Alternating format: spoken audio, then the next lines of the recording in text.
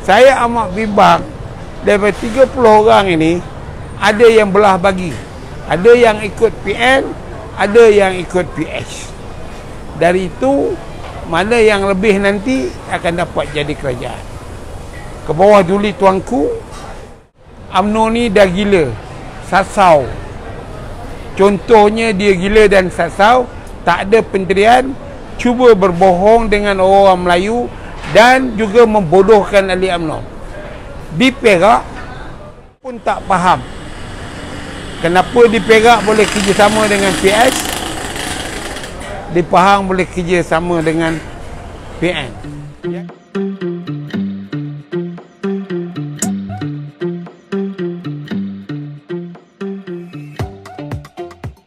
Hantu Joon, BN belah mana? Mengikut kenyataan dia hari ini, bahawa BN tidak berpihak pada PH, tidak pada pihak pada BN, dia nak jadi pembangkang.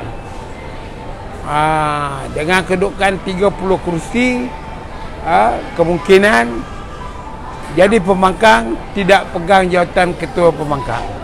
Kalau PH jadi kerajaan, PN ikut sama jadi pembangkang. Maka ketua pembangkangan dia ialah dari Perikatan Nasional. UMNO hanya nanti tambah saja. Ya. Jadi jawapan saya kepada hantu Joon ialah UMNO ni dah gila, sasau. Contohnya dia gila dan sasau, tak ada pendirian, cuba berbohong dengan orang Melayu dan juga membodohkan ahli UMNO. Di Perak, dia telah pun bekerjasama dengan Pakatan Harapan, membentuk kerajaan negeri, ya, dan menjadi Menteri Besar. Dan sekarang perbincangan juga sedang berlangsung di Pahang. Ada pertanda Perikatan Nasional akan bantu UMNO untuk jadi Menteri Besar. Dari itu, kita pun tak faham kenapa di Perak boleh kerjasama dengan PH, di Pahang boleh kerjasama dengan PN. Jadi UMNO ni parti makan keliling lah. Kalau betul UMNO ada prinsip jadi pembangkang, UMNO patut tak perlu menerima pelantikan Menteri Besar di Perak, walaupun dititahkan oleh Seri Sultan Perak. Ini soal politik. Raja jangan campur, dia ada kerja dia. Begitu juga di Pahang, raja jangan campur, dia ada kerja dia. Kita orang politik kena tunjukkan pendirian kita.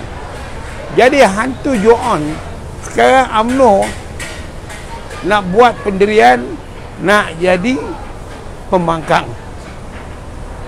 Kita nak tanya ni, malam ni dia ada mesyuarat, kononnya mesyuarat tergempar. Kita harap 30 orang ni akan membuat ya sekata. Saya amat bimbang daripada 30 orang ini, ada yang belah bagi. Ada yang ikut PN, ada yang ikut PH. Dari itu, mana yang lebih nanti akan dapat jadi kerajaan. Ke bawah duli tuanku yang di Pertuan Agong akan mendengar dengan telinganya sendiri setiap orang. Nak ke mana kamu? Kalaulah ini main olok-olok, ya, bukan mempersendakan Sultan yang kita hormati, raja yang kita sayangi. Tuanku kata UMNO ni bagilah, mana yang nak sokong PN bagi tahu saya sokong PN, yang mana nak sokong PN bagi sokong PN.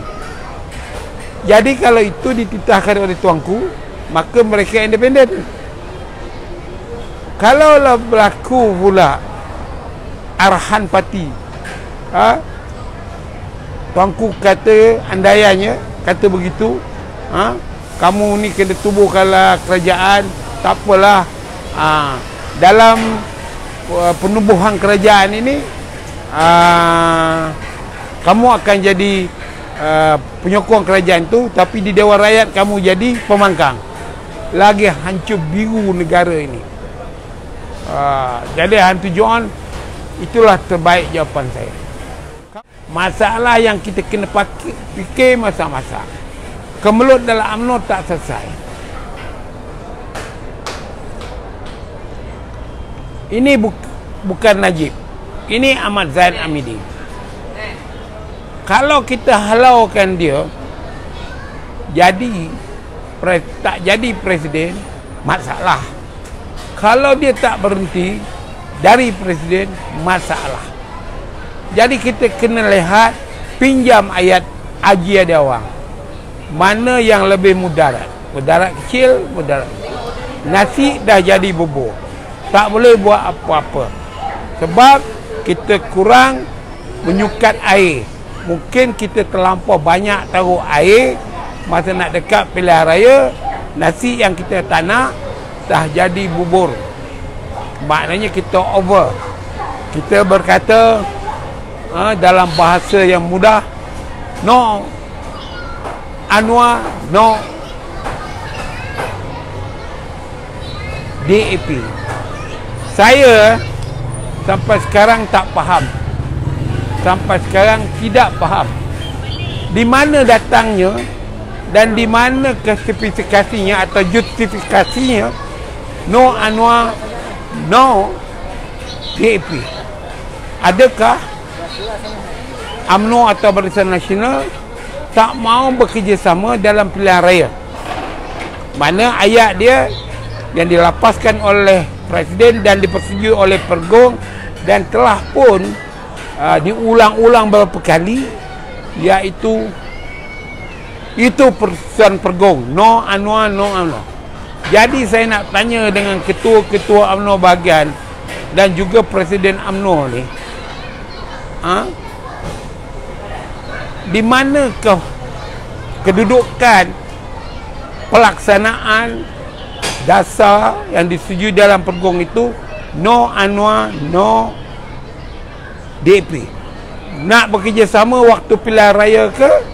Atau kalau DAP, PH, kalau PH yang ada dalam DAP, UMNO tidak mahu bekerjasama menubuhkan kerajaan? Yang ini perlu dijelaskan kepada rakyat, orang Melayu, ahli UMNO, sebab banyak orang keliru. Tapi saya berpendirian dalam keputusan Pergong tu tak ada kaitan dengan nak menubuhkan kerajaan. Yang ada kaitannya ialah UMNO tak akan membahagikan kursi bekerjasama dengan Parti Pakatan Harapan yang ada PKR, DAP dan Amanah dan lain-lain. Seperti mana keputusan yang dibuat juga dalam Pergong bahawa UMNO telah membatalkan pemecatan. UMNO telah membuat keputusan nak bertanding solo. Tanding solo ya. Dia tak kata jika Perikatan Nasional berkuasa, Barisan Nasional atau UMNO tidak akan bersama menubuhkan kerajaan. Jadi inilah dia satu perkara yang pening kepala kita, melihatkan sikap pemimpin UMNO membodohkan ahli UMNO, belum lagi orang Melayu. Kerana dua isu ini di mana nak diletakkan menjadi objektif pelaksananya. No Anwar, no DAP, adakah tidak mahu bekerjasama dalam pilihan raya? UMNO bergerak solo, tolak Mufakat Nasional, tolak PAS dan juga Parti Bersatu. Tak mahu kerjasama. Sekarang pilihan raya dah berlaku. Jadi dari mana datangnya dasar itu keseluruhannya? Iaitu UMNO tak boleh bekerjasama untuk nak menubuhkan kerajaan dengan PH dan PN. Itu sebabnya UMNO ni akan jadi mati kering. Kerana kebodohan pemimpin dia melahirkan idea, melahirkan gagasan, satu polisi yang tak tahu di mana stop ujung pangkalnya. Masalah anak muda ni ialah masalah doktrin. dia tersepit antara dua doktrin. Dan yang jadi mangsa adalah UMNO. Apa saya kata doktrin? Doktrin yang diberikan oleh persepsi oleh Pakatan Harapan kepada UMNO ialah penyamun, perompak dan pencuri. Dan kemudian itu rasuah. Okay. Perikatan Nasional tak ada apa-apa doktrin yang dibangkitnya kepada anak-anak muda. Tapi UMNO ada. PH ini DAP, PH ini DAP. Kata orang selalunya ratib dia. Ratib dia ialah PH ini DAP, komunis. Nanti kita akan jadi macam Singapura dan sebagainya lah.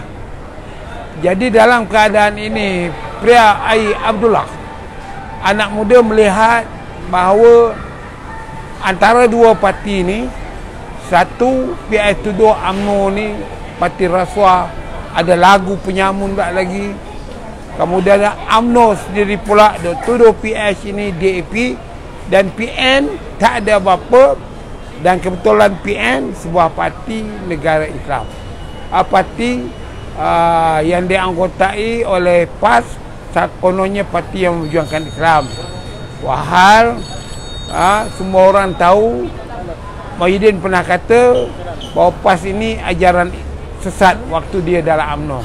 Tapi UMNO tak pernah menyerang PAS secara terbuka seperti yang dilakukan oleh Muhyiddin Yassin waktu dia berada di dalam UMNO. Ini perkara yang anda semua kena lihat. Jadi budak-budak muda Melayu keliru. Nak pilih PH ada DAP, nak pilih UMNO penyamun dan perompak. Mereka pun buanglah undi untuk permulaan ini. Di dalam percubaan pertama, apa itu undi? Mereka membawa undi kepada calon Perikatan Nasional. Saya harap Pria Ai Abdullah puas hati jawapan spontan saya.